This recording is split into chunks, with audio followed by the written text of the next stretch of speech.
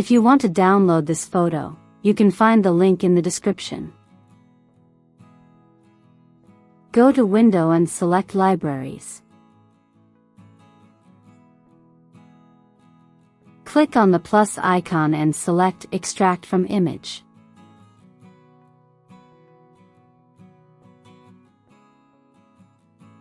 Select Gradients. Select the amount of gradient stops you want to use. You can now select the colors for the gradient.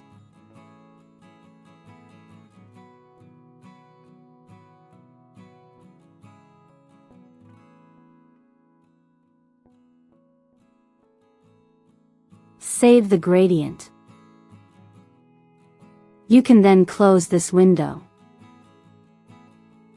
You can find the gradient under Libraries.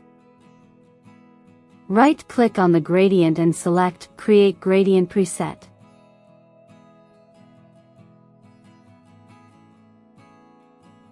The gradient is now saved and ready to use.